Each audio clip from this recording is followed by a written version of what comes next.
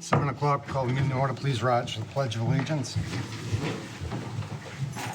Pledge allegiance to the flag of the United States of America and to the republic for which it stands, one nation, under God, indivisible, with liberty and justice for all. Same thing. You reading my mind again? It's customary to observe a moment of silence.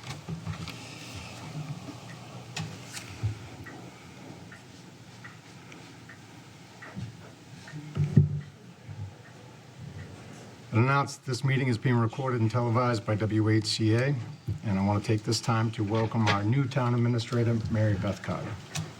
Welcome aboard, Mary Beth. It's great to be back. Thank you.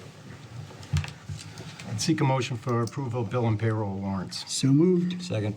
All in favor? Aye. Unanimous. Seek a motion for acceptance correspondence in the read file. So moved. Second. All in favor? Aye. Unanimous. Public forum. If anyone would like to come up and speak about something that's not on the agenda.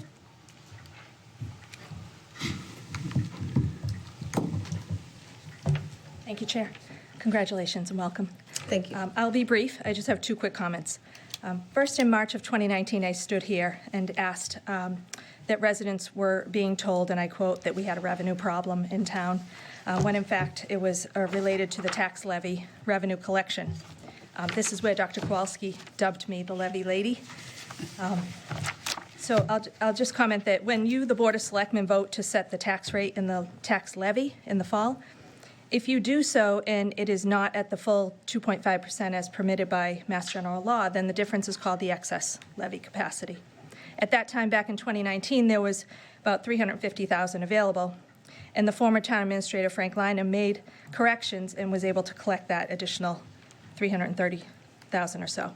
We see this online in the Department of Revenue certified data.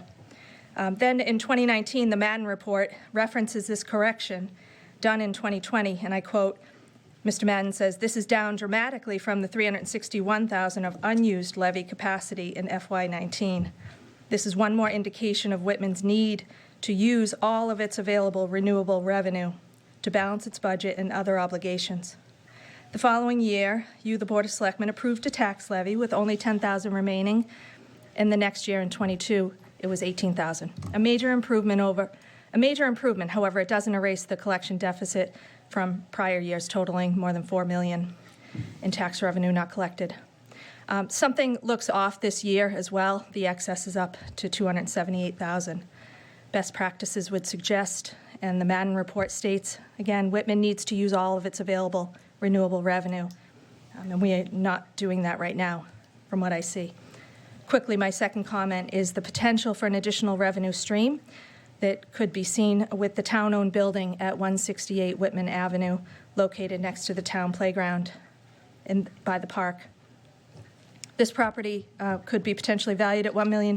It's currently occupied by the nonprofit agency Self-Help, Inc., also called Head Start, out of Brockton. Don't get me wrong, it's a fantastic program. It's one of 6 locations offered in southeastern Mass. Licensed by DEEC, supports low-income families throughout the year. You will not find a greater supporter of early childhood education than myself. I've gone on record about that. So my comment and concern is not regarding the programs provided by Self-Help to our community. The question is, can we afford to give away a building for free? It is a valid revenue stream that the town may be letting slip away while telling taxpayers you can't afford other areas of a budget. I thank you for your time and consideration. Thank you. I'm sorry, for the record, Dawn Byers, 20 Russell Road. I am an elected school committee member. Sorry, I didn't mention. Comments I made or no? Sure. Okay, one comment. Correct me if I'm wrong, the Board of Selectmen, we vote for the way of taxation of a factor of 1. That's where businesses and homeowners pay the same per tax. I believe it's the Board of Assessors that set the rate. Am I correct with that? Right. So we don't. If the Board of Assessors comes with a 2.5% increase, that's what they voted on. And what they look for us is for the factor. Are we going to go with a factor of 1, meaning homeowners and businesses get the same? Or do we go in a different way where we charge the businesses more than the homeowners in a percentage? Frank, do you want to come up and explain last year's?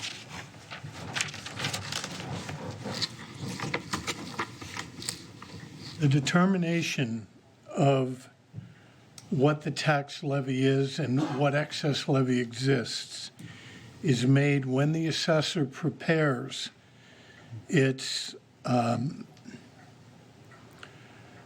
overview of the entire tax status for the town. The recap sheet is prepared in order to calculate an estimated levy, but the actual levy is not calculated until they receive all of the certified values from Patriot, and they complete all of the reviews that are in their office, and then those values are entered into the DOR gateway system, which then calculates the numbers for us. At the time we approached special town meeting this year, we did not know what the levy was. 2 weeks before that hearing, I was told we were $268,000 over the levy limit based on the information provided by the assessors. We have no control over what's calculated until it's presented to this board. There are methods we can use to capture that additional levy. And typically what towns will do is they will underestimate revenues, underestimate receipts in order to increase the amount of the levy to back into that total number. But in this particular instance, we didn't know what that number was. We didn't know what that number was until we went into town meeting. And I'd love to be able to capture it, but I have to have the tools to do it. Just hold on, Frank, and only because I've seen this now come up on Ms. Byers' post. Can you explain 2013 again? That's the year of the National Grid personal property tax. And that was an interesting year because we were struggling to come up with numbers, and we were dealing with the payment of the police station, which was inside the levy. The way I typically approach the budget is I request from the assessor estimated numbers for growth and estimated numbers for the increase in the levy on the 2.5. That's simple. You just go in and you look at what the levy was last year and you add 2.5 to it. The portion of the levy that's not in a debt exclusion or override. In 2013, we were told our growth was, at the time, I think it was $240,000. No matter how we looked at it, those are the numbers we had. We didn't see the 1.1 million until the night of the classification hearing. The classification information was distributed on Friday. It was sent out to you folks on Monday by email, and we reviewed it on Tuesday. I was really taken aback by that number. It's a huge number. I believe you may, who was on the finance, were you on the finance committee then? No. We were actually stunned. I went to the assessor. I said, okay, I need to figure out what happened here. How did you get this number? How do you get these growth numbers? Because it was all in utilities. The answer was the utilities, and it's changed. It changed last year, but up until last year, the way you got your growth from your utilities is they would send you a letter stating what their increase in assets and personal property assets were, and that became the basis for the tax. Those letters were date stamped in January, but were never presented to us. We were never provided for the entire budget cycle when we were preparing for the budget. Had no idea that kind of growth was out there. Didn't know about that until it was too late to do anything with it. In fact, the comments that were made at the Finance Committee at the time were, well, we have the money, at least we can use it next year. The other point that was made is it was personal property growth, and we looked at the amortization for property values for personal property. And our best estimate was most of it would be gone in 6 to 8 years. And what happens then, if you're valuing your levy on personal property, it's immaterial to the number that you calculate for a levy. So if the values shift and your personal property values drop, then your real estate assessments increase to maintain that levy. There's no vote by anyone, there's no action by anyone, it's just a consequence of balances. As the personal property levy goes down, the real estate levy goes up. The only limit that we have is the 2.5%. But in that window, if you had $2 million in personal property go, you could actually raise the tax levy 4%, but you would still be within that 2.5% number because that's on the total assessment. And there's no provision for reducing your assessment unless all of the numbers drop in value. It was an unfortunate situation. It was crazy, actually. And what I had this year was just another case of deja vu, because what had happened is when the revenue numbers were prepared in May,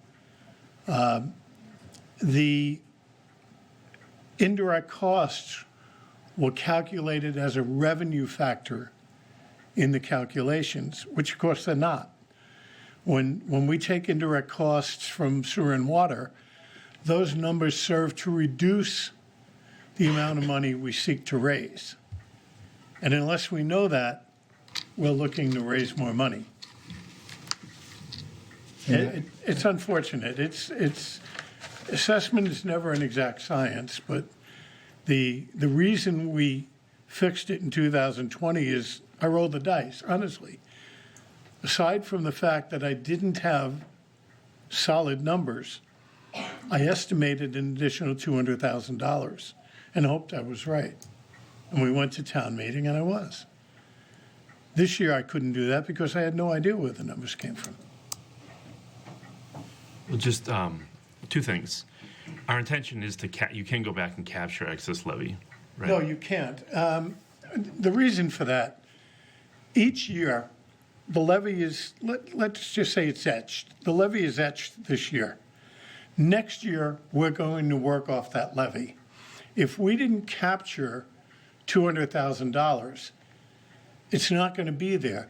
That $200,000 will be available to tax again next year, but you've lost that elevator, that lift, because you would have been able to raise the levy this year by $200,000, and then you have a higher starting number.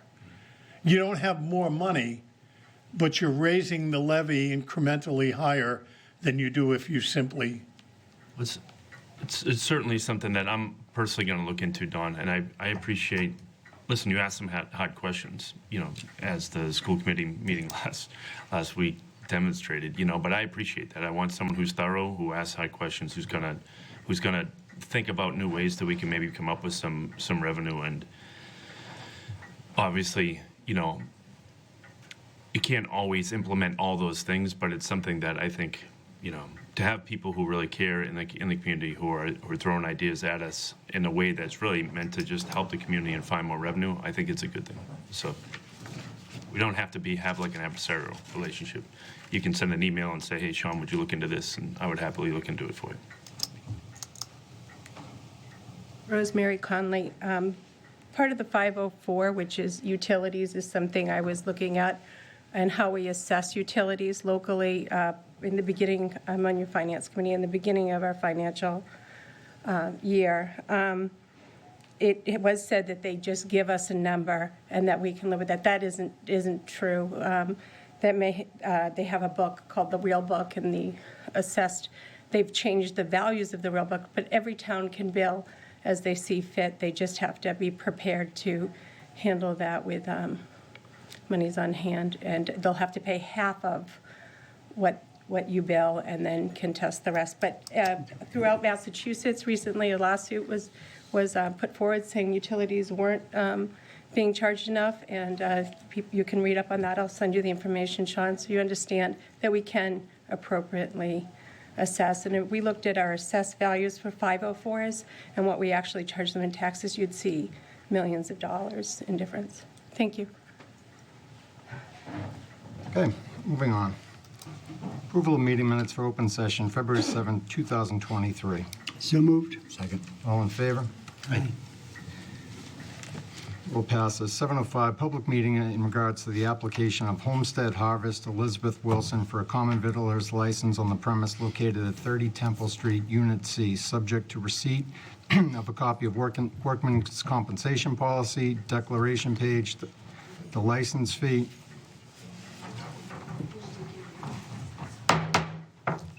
If we want to have a conversation, could we pay some respect to the other people in the meeting? Compensation policy, declaration page, the license fee, and final approval of the Board of Health, Fire Chief, and the Building Commissioner. Ms. Wilson. Hi. Hi, how are you? Good. Okay. Do you want to, this is your chance for a little, Yeah, so I'm currently in East Bridgewater. We have a small farm stand on my farm. We're outgrowing the space. I don't have any utilities there or anything, so I'm looking to move to 30 Temple, build a commercial kitchen in that space, house our small farm stand and specialty grocery store, and have a little space for some small events like paint nights, pasta making classes, small events capped at 20 people. You need a motion? I do, and we have everything, Frank, other than, okay? I'll make that motion. Second. Okay, all in favor? Aye. Good to go.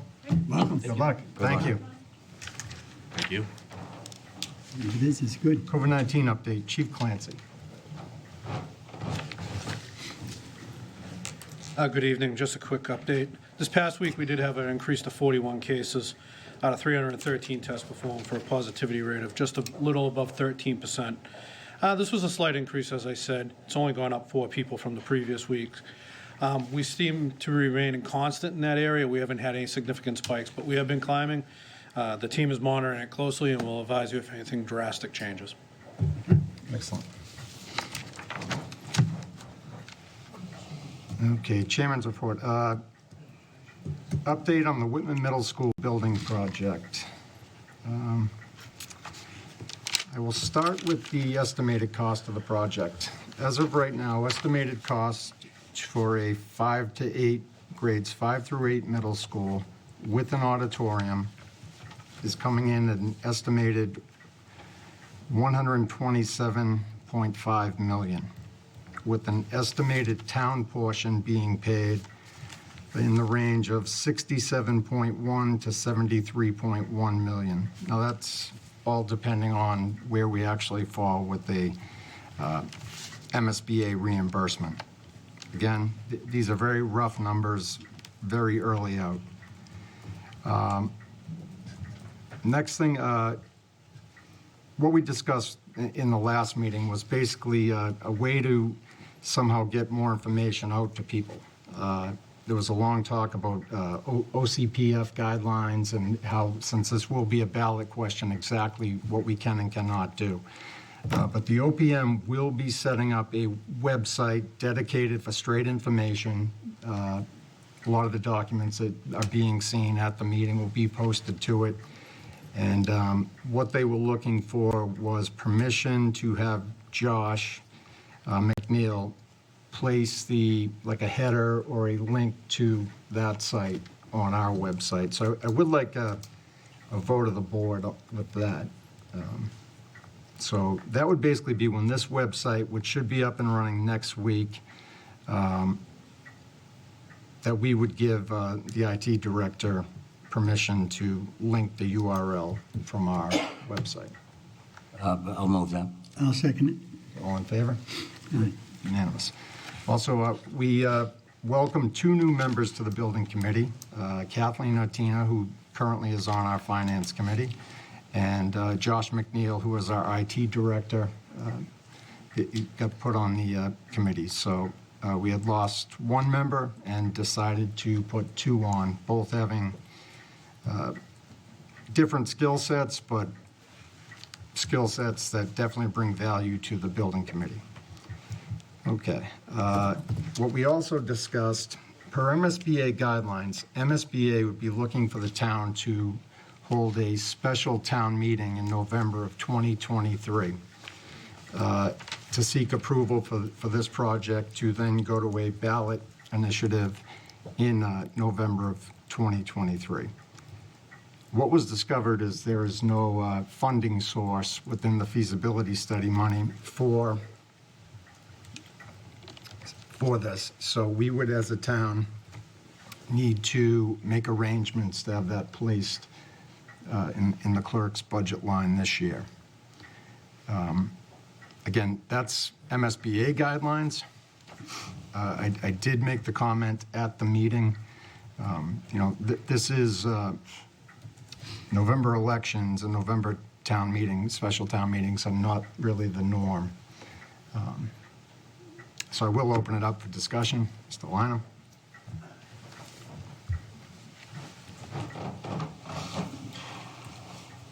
In reviewing the funds that we have on hand, I've noted that we have, I believe it's $23,000 in voter reimbursements from the state to the town. That could certainly be a source from which to pay for a meeting and election. It seems entirely appropriate to use that money for that purpose. And it wouldn't require further appropriation. It's already available. Okay, it would just need to be added to the clerk's line? Or It would be drawn from that line. Okay. Question, Mr. Chair. Yes. So, is there a time frame in that November when we'd be looking, beginning, end, or how specific are the MSBA guidelines? What we have is anytime in November. Okay. I mean, off the top of my mind, that March of 2024 there will be a presidential primary. We will have an election already being held at Town Hall. That'll probably have a lot higher turnout. It would make sense to me to run a second ballot alongside the primary ballot, and so every voter comes, grabs two, and casts one yes or no on a middle school, in addition to the presidential primary. Makes sense. And it's whatever 3 months after this proposed MSBA timeline. I just don't know what that would do to the school construction timeline. So I don't have the answer to that. This is, what we get is, this is MSBA's guidelines. Okay. I definitely can send an email to the chair of the building committee and to the OPM, Mr. John Bates, and if that's the will of the board, they really wanted me to see if we could come up with some type of date sooner than later. I didn't expect a date tonight. I figured we could mull it over for at least a couple weeks and then come up with one, but as far as voter turnout, obviously a Right. presidential primary is gonna Right. Right, I get think, people out. The only better turnout would be November 24, push it a year, but yeah, I agree with Justin. I mean, you'd get the vote of the entire town, well, a lot more, 60%, yeah. right, than a Like that. special town meeting, special town election. Yeah, special town elections, we get, 5 to 10. Well, either that or you get the people on one side or the other, you know what I mean? Right.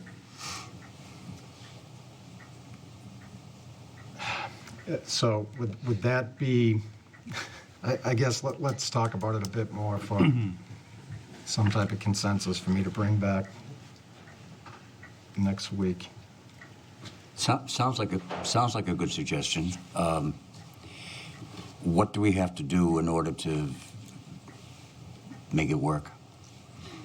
Well, I We need mean, to get MSBA's permission to have the election in March, right? yes. Again, I'll have to see exactly if going off their timeline is set in stone or if it can be pushed back to, but it does worry me having a ballot initiative for a bond of $70 million a week before Thanksgiving. Right, right. I'm afraid we won't have any more money for turkeys. Turnout, I think we do need turnout here. Agreed. But I don't want to set the project back or fall out of, It's reassuring to know that we have a pot of money we can use whenever it needs to run, but I mean, to me, it would make sense to run it when we're already having an election 3 months later. all right. I will send the emails tomorrow on that. Yeah, I agree. I mean, it might be that MSBA just says we can't, and we have to have it in November. But if we can push it back 3 months and get a bigger turnout, seems logical to me. All right. ATA hiring process. I put this on because now that we have a town administrator, I think we need to move to get the assistant in place sooner than later. My idea would be a small committee, maybe a couple selectmen, a department head, and Mary Beth. Get the job posted, get some interviews done, and seek a recommendation. Seek any conversation on that? Yeah, Any are we, discussion? if I may, are we looking for an assistant town administrator, or are we going with what was suggested prior to that, is having a human resource officer? I think we're going to go back to the ATA. Well, I guess we should probably discuss that. I mean,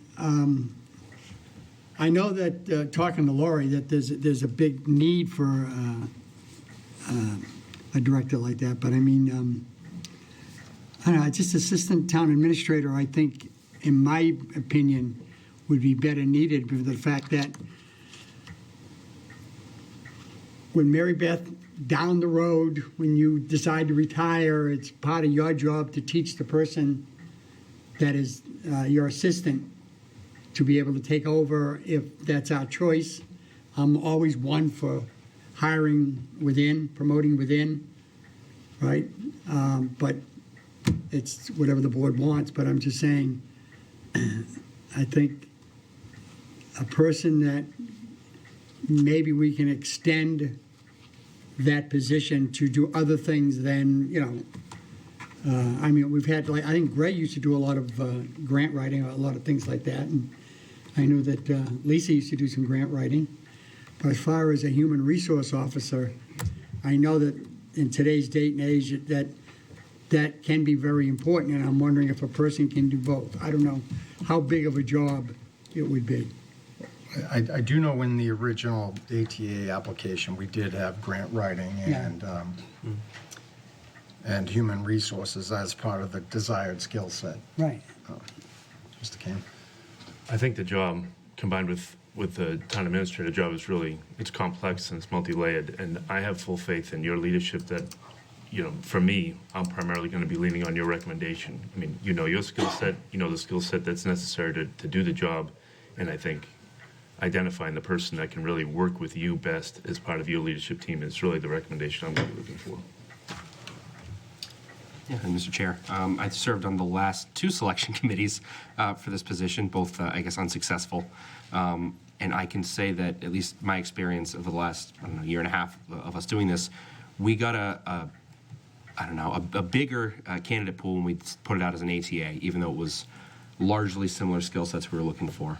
The HR director, grant writer position didn't draw quite the same appeal. Right. All right, who would want to be on? I think I would like 2 selectmen. I'll volunteer to be on it. Willing to do it again unless somebody else wants to. You mean the failing duo? What? Yeah. I'd like to hear from Mary Beth, too. Mary Beth, this is your crew. I was thinking an assistant town administrator that would have grant writing. I would like to see grant writing and procurement as well, and, to help me with the other duties that I have as well on my plate, and some human resource work as well. So I think that as an ATA, we can, and I think in the past that we did that, we made some of the requirements that fell into those areas as well. So All right, Department, Chief Clant, you were on. Would you mind, all right, there's our committee. Should Lori sit in on some of that or no? No? No? I don't think so. Okay, where she has to deal with it. I don't like the idea of, the idea of somebody who's working under somebody hiring them. Okay. Their potential boss.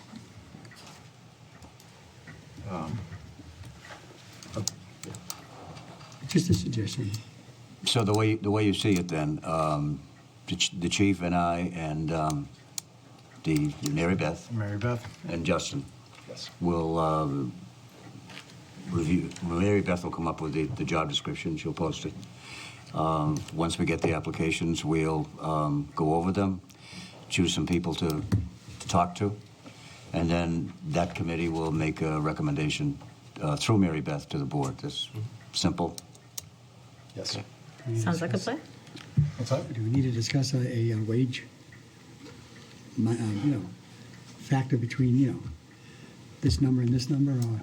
Well, I think we have a number in there Okay. for the ATA In the past, okay.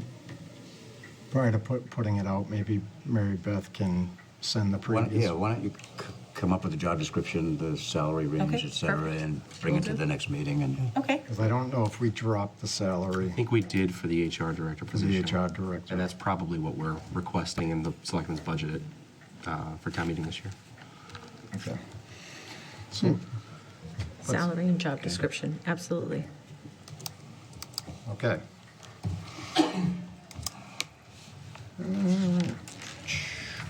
New business. Appoint Mary Beth Carter as Whitman's representative to the Mayflower Municipal Health Group. so moved. Second? All in favor? Aye. Unanimous. Take action to appoint Mary Beth Carter to the following positions: Affirmative Action Representative, Auction Permit Agent, Bylaw Study Committee Member, Claim Agent, Fair Housing Committee, Fair Housing Officer, Assistant Parking Clerk through June 30th, 2023, Capital Committee Member, Member for an indefinite term, and the Whitman-Hanson Regional School District Regional Agreement Review Committee, indefinite term, in order to fill existing vacancies. So moved. Second. All in favor? Aye. And in your spare time. Good luck. I would also add that I think you're just going to have to come to the next middle school building committee, but you'll be put on that as well. Absolutely. Okay, no Okay. problem. Act on the request of Christy Zamagni Toomey on behalf of the Whitman Cultural Council for permission to use the Town Hall Auditorium Friday, June 23rd, 2023 at 6 p.m. for an indoor concert performed by members of the Massachusetts Walking Tour. So moved. Second. Yes. Do anybody know anything about it? I actually do. So they reached out to me first, and I referred them to the Cultural Council. It's sort of a open space conservation related group that wants to showcase, I don't know, the green space that we have in Whitman, and then come to Town Hall and put on a concert with the instruments they carried around on their walk around whatever green space they choose. Usually when somebody uses the town hall, that they're responsible for paying for the custodial staff to clean up after them and things like that. I mean, we're going to make those conditions, or? I imagine, Frank, do you have any information on that? That is standard. The date? June 23rd. 23rd, yep.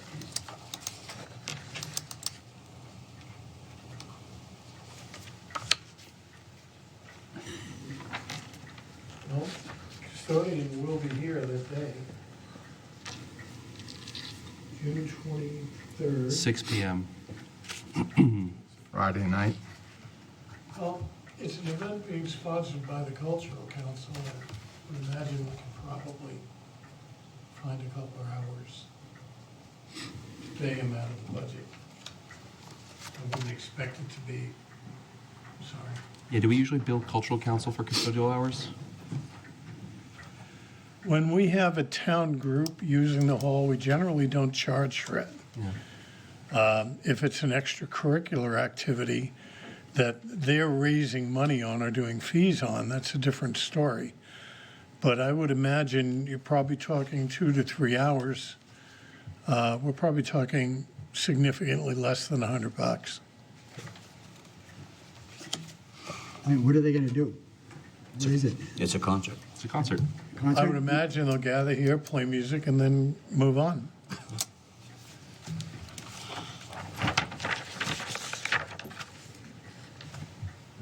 Are they going to walk around while I playing? mean, music? certainly, I would suggest perhaps that the board conditionally approve it, ask Mary Beth to get more information to ensure we know exactly what's involved in the use of the hall. And if it requires heavy lifting, then maybe we need to revisit whether there should be a charge. Or should we table this until we get more information or exactly what they plan on doing, or? I think I'd be okay with a conditional approval so long as they're not raising funds for some other purpose, as long as it's a cultural council event. Because we've had that incident before where a person was raising funds for a private concern and said no. If I may, Yes? Mr. Chairman, I did receive some information in the packet from Lori today. It is a free concert, so that they're not charging for this concert, but I certainly can look into it and, get the time frame on how long they'll be performing, how much time they'll need for the auditorium. Sure. Okay. Okay. All right, so I'd seek a motion for, do we have a motion? Not yet.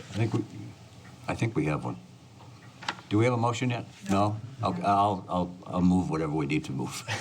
Seek a conditional appointment approval pending everything checks out through the town administrator.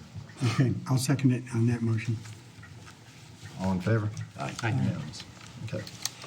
Act on the request of the Board of Health to conduct the second annual Spring Drug and Shops Turn-In Day on April 22nd, 2023, from 9 a.m. to 12 noon in the parking lot of the Whitman Police Department. Again, that would be Saturday, April 22nd, 2023, 9 to noon. So moved. Second. All in favor? Aye.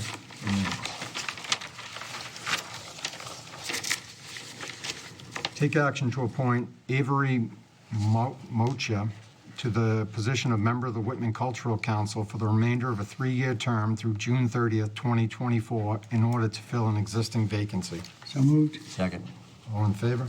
Aye. Unanimous. Take action to appoint Joe Mocha. Mocha?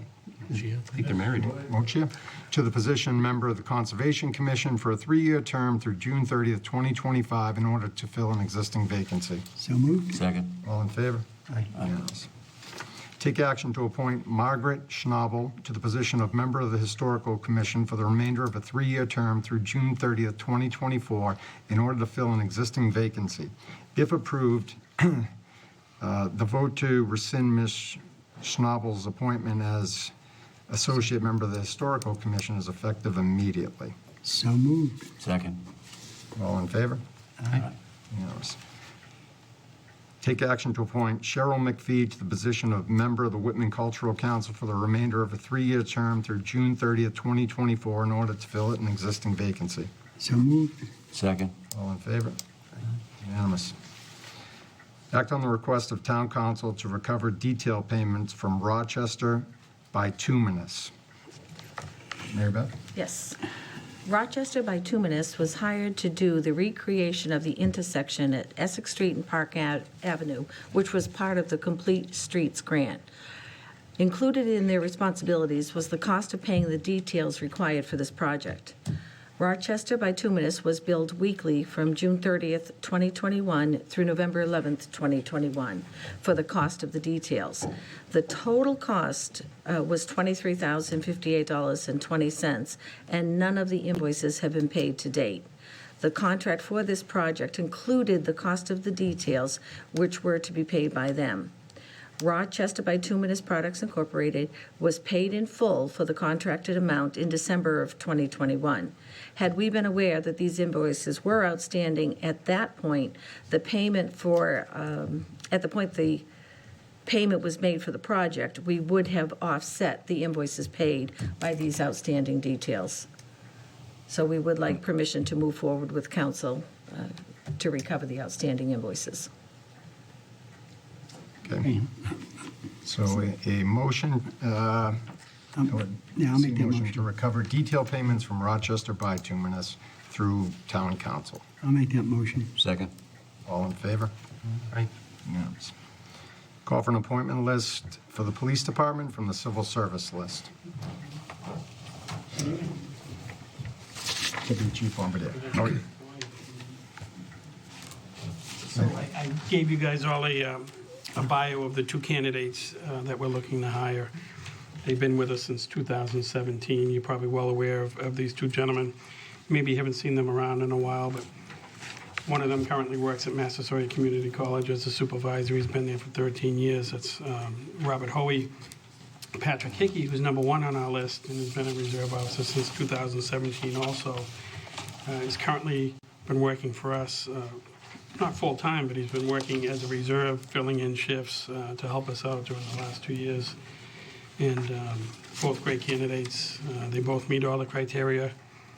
And we're asking that you move forward and Off the with list. the process off the list. The list also included Kelly Travis, who just gave her letter of resignation. So that makes that a little seamless and cleaner of a process. I have a question. How many officers are we looking to? Two, just the two. For now, they're actually the only reserve officers we have left.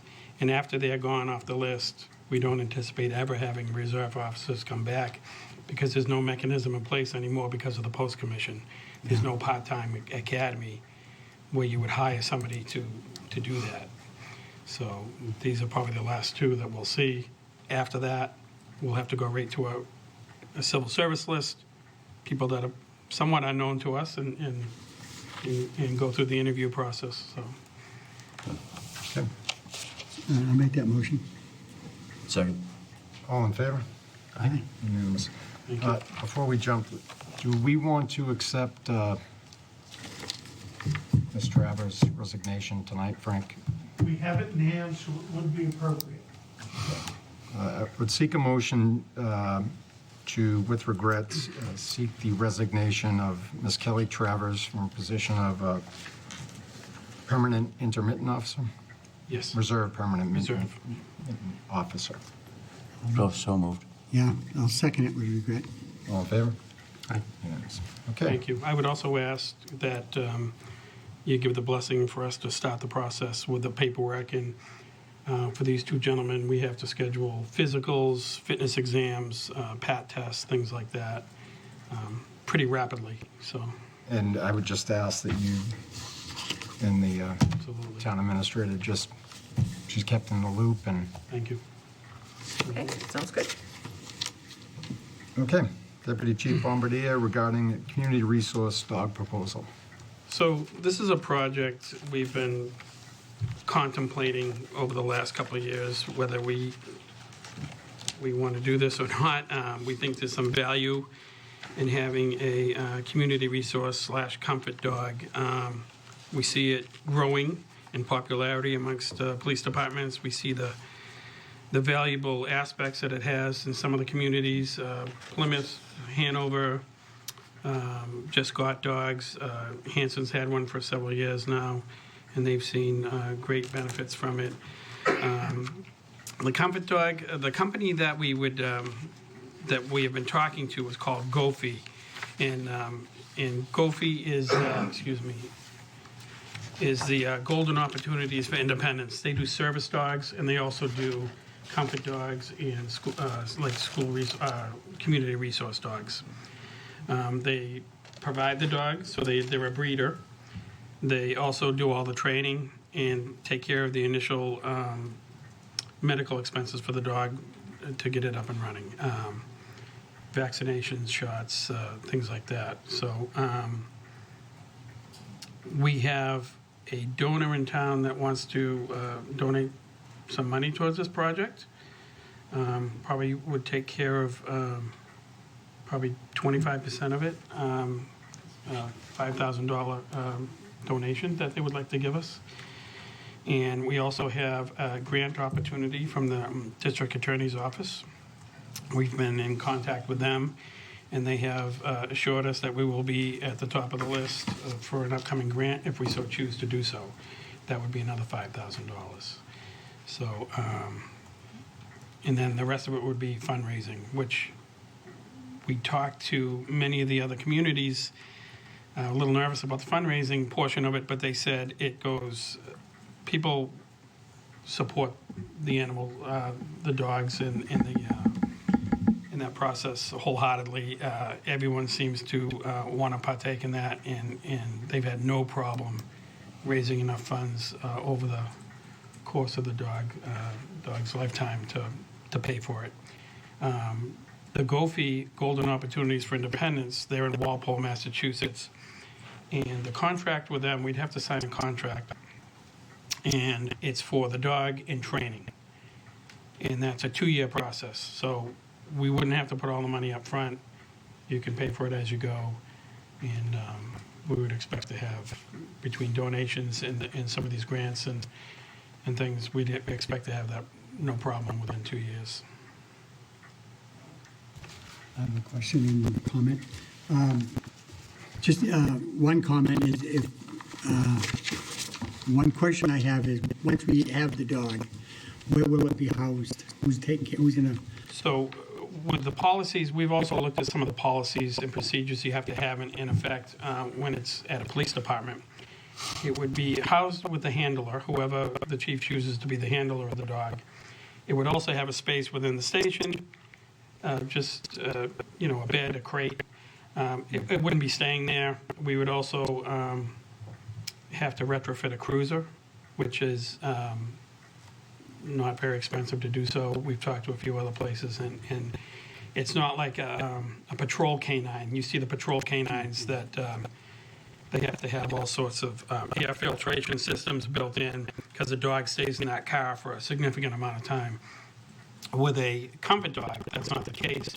He's just in there traveling to and from, and he doesn't actually stay in the vehicle like a patrol dog would. So the need for retrofitting a cruiser is just basically taking the back seat out, making a flat surface for it, and making it comfortable. So it's very easy to do. They have cages that go in there that'll platforms that'll do that, and we might be able to get one of those donated to us from a previous canine handler. So. And one comment that I have, a couple of years ago, when my great-grandson passed away, and the family was in the hospital in Boston. Boston Police Department brought in a comfort dog, and I have to tell you, it brought a lot of relief to my kids, and of course my grandchildren, the parents of my great-grandson, who suddenly passed. And it was amazing to see what the dog could do. I mean, the dog was just there, and the people got around it and kind of forgot what they were there for, the loss of the child, and it was a big, I couldn't believe it. It was really unbelievable. So we've seen different uses for it, some that we hadn't even thought about before. We had, because of Hanson having a dog, we had somebody reach out to us and ask if the Hanson dog could come to our community and meet with their elderly father, who suffers from depression, a little bit of dementia. And we brought the Hanson, Derek Harrington, over here with his dog, and it was amazing. The lady was so appreciative and thrilled, and the gentleman just took to the dog, and it changed his whole demeanor. Right. We expect to use it for community events. Kids that are nonverbal, maybe autism and nonverbal people that have difficulty communicating, it puts them at ease, things like that. There's a multitude of ways we can use the dog, just as an icebreaker sometimes for a victim of a crime. So it works that way also. Yeah, I think it's a great idea. I had the pleasure of meeting the Hanson Comfort Dog at a Whitman Hanson Wool meeting, and I think it's a great. What? you feel better now? I like dogs. Yeah. You like bags? Yeah. The- Just make sure you get them licensed. Yeah, that's an old story. That's Joe. an old You don't- story. We don't have to go through 10 that. years ago. I am 1,000% behind it. I mean, you're seeing that this is becoming more of a norm, and we certainly don't want to be the last to this. You know, I think we can get out and get ahead of it, and I think the community is just going to rally behind it. It'd be great. Yeah, no, I saw Abington and Hanson each have their own comfort dogs, and Correct, yeah. was hoping to get our own. So yeah, Be it's- nice. it's- There's still some things that need to be worked out. We need to institute a policy. We have several policies from other departments that are all very similar. They're all taken from the Accreditation Commission. Pretty much, they're almost all the same. So we would have to show it to the union, make sure they're on board with some of the language in there, and that they're agreeable. Also, Chief Hanlon would like to do it as an assignment, a bid process, bid it out, see who's interested in doing it, and have some criteria that people would have to meet, you know, to apply for the job. The officer would have to also be trained, right, to deal with, Yes, that's part of the. Yeah. So we say the dog needs to be trained, but it's actually the handler and the dog have to be trained together. Chief Clancy's well aware of what it takes to train animals, and it's probably the handler's getting trained as much as the dog. Chief, would you say? Yeah. You know? The handler will be more important than the dog. The dog will figure it out. So, All right, I would seek a motion to endorse the community resource dog proposal Deputy Chief Bombardier just made. Yeah, definitely make that motion. and I will definitely second it. All in favor? Aye. thank you. Appreciate it. Thank you very much. Thanks, Chief. Next item on the agenda, set the March meeting schedule.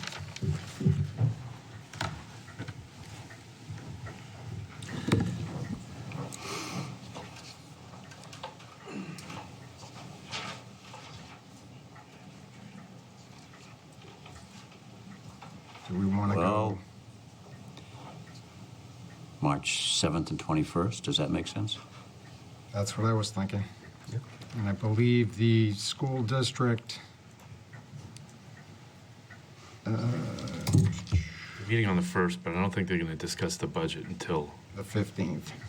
Right, so, okay, 7 and 21, that works for everyone?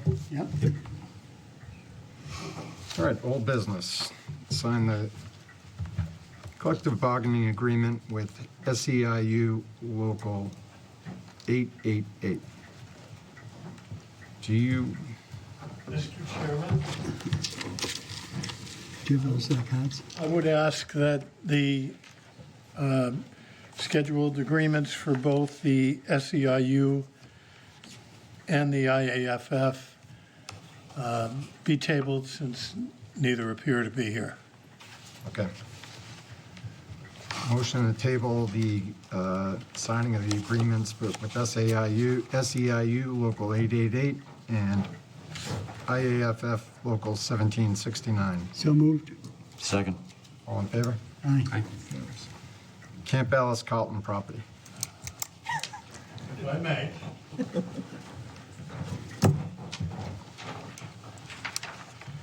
As you know, we've had some discussion regarding Camp Alice Carlton and the two parcels that we own, one in Rockland and one in Whitman. And we had a really strong sporting group come to us seeking access to the Rockland property. Frankly, we have done little with this property over the years. And back in 2011, the town of Rockland decided to start charging us payment in lieu of taxes because the statute allows neighboring communities to do that, which has never sat well with me, but it's open space. We don't tax open space.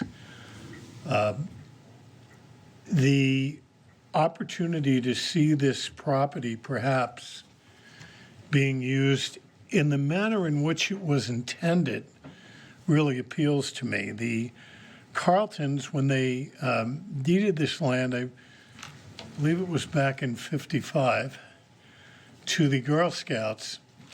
The intent was for it to be recreational land, and that they felt that once the Girl Scouts no longer felt the need to use the land, it should then pass to the town of Whitman. And the language in the deed, I believe, says, with a wish that it be used for recreational purposes. I don't see us using the Rockland land for recreational purposes, but I do see us benefiting from a sale of that land to the select group, which will certainly use the land for recreation. It will be ball fields and soccer fields. If we were to go in that direction, I've spoken briefly with the management of the company, and they are amenable to providing access to Whitman for the use of those lands as well. The suggestion I would make if we do that, and I've also discussed this with them, is that the land carry the notation that it be a memorial field to Alice Carlton. I would then suggest that we take the Whitman parcel and designate it Alice Field Memorial, Allison Carlton Memorial Park, and over the years perhaps do things to make that area more usable and suitable. So in preparation for all of this, I of course went back and looked at our records for the handling of the land, and lo, the town never voted to accept the parcels that were given to us in deed. Council is of the opinion that our ownership of the parcels and the partial use that has gone in over the years kind of cements our right to the property. But I am requesting that town meeting in May vote to accept the parcels as they were originally deeded to us in, I believe it was 1985. There's some history on what happened and why it didn't happen, but it's not really worth getting into at this point. The fact is, we do need to do the right things in order to have that property properly available. And I would assume that if the board is amenable with moving forward with this process, that there will be much public input involved. So what we're looking for is a motion to accept. Well, I'm informing the board that as of this moment, we're going to have to present it to town meeting in order to properly take control of the land. In the meantime, the board has already voted to authorize exploration of how this will be done. It just threw a little monkey wrench in it because I just assumed we had done what was necessary in the past. Thanks for the update.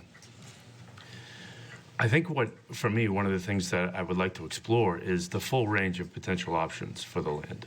I really like the presentation that was given, and I like that it's in line with the wishes of the Carlton family. But I think as far as like my own due diligence and just to make like a knowledgeable decision about the land, I think it would be helpful to know, again, like the full range of, could we sell the land for development purposes, for revenue? Is it something that we could potentially develop for other purposes? Is it mostly wetlands that could not be used in any way? You know, I feel... There are some wetlands on the property, but not enough to create an issue where the land can't be used. We did receive, and I didn't even bring this forward because we'd already started going down this road. We did receive an email solicitation from a realty company that was interested in purchasing the entire parcel to put manufactured housing on it. If we go forward with any use of the land other than simply holding it, an RFP will have to be drafted and published inviting proposals for the purchase and/or use of the land. And that would be a public process, a public procurement process. And then from that, we would have to determine what's in the best interest of the town. In my discussion with council, they believe that the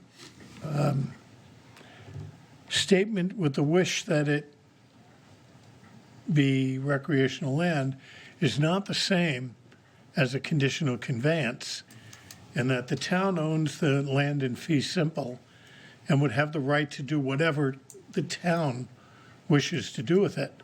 Whatever happens, it's going to go to a town meeting for a vote before the land can be sold or leased or transferred or anything else. So there's a two-tier process. The first part is this initial evaluation, which is being delayed by the fact that the land isn't properly accepted. There's a way to do it without going to town meeting, but I don't think that makes a lot of sense. I think the process of town meeting has always been the process for accepting land, and there's no reason to change that. We're not under a timeline for this. If I can, I personally feel that if a family donates land for a particular reason, we should honor that. And again, that was my suggestion with having both parcels known as memorial Right, property. and they were giving the land for open space, to the town for open space. They probably could have sold the land down the line, but they didn't. They gave it to the town for open space, They actually gave it to the Girl Scouts whatever, yeah, with the understanding that when they no longer needed it, it would pass to the town. but for open space, for camping and whatever. Well, there's no condition in that conveyance. I'm taking the language from the original deed from the Carltons to the Girl I think the Carlton Scouts. family, their intent was open space, in my opinion. I don't understand that, because from what Frank was saying, the intent was to use it for recreational purposes. right. That's not open space. Well, I consider that, I consider recreational somewhat open space because people are using it for something other than housing. That's what I meant. Have you spoken to the select group since they were here at the meeting? I spoke to them Friday. And are they interested in purchasing that land if we actually are. can sell it? They are interested. Yeah, I would be like 100% in favor of that group, which is an impressive group, to be able to purchase the land. They're under the impression that we're going to work with them to be able to use that land for field hockey and soccer. And they've indicated their willingness to provide Whitman with use of the land as well. Right. The use of the land, the soccer fields and whatever, are they going to charge groups for using it?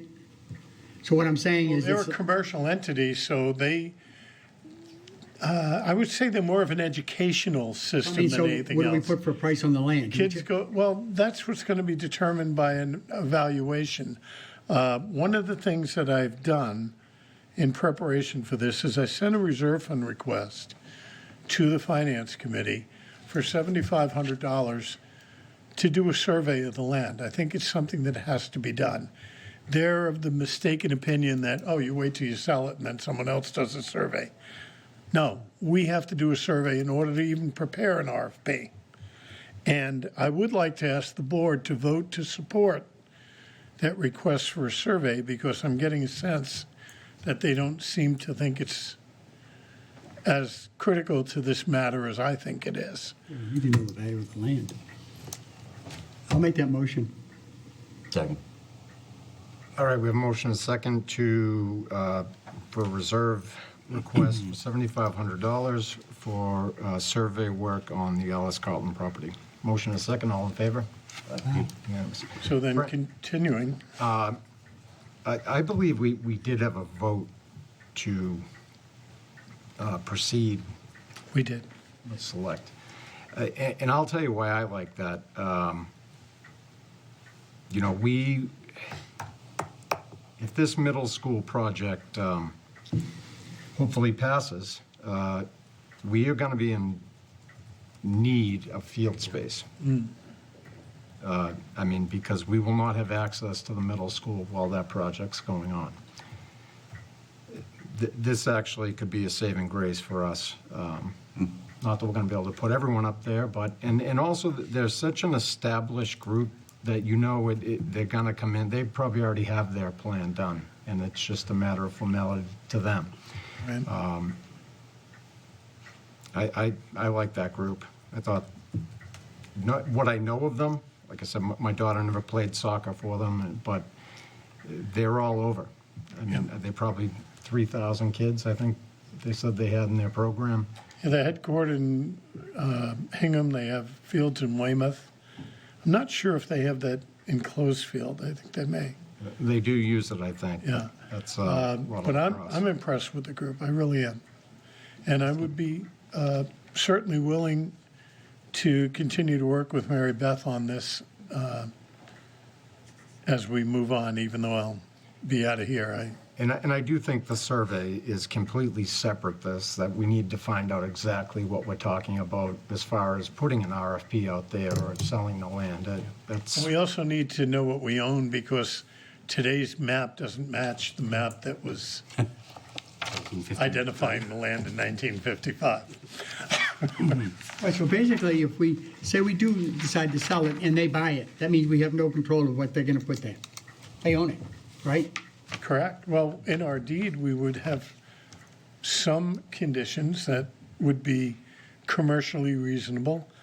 So it's not that we don't have some say in the matter. I've already approached them with the naming rights to the field, and they're okay with that. That, to me, was very important because that reflects the intent of the Carltons way, way back when.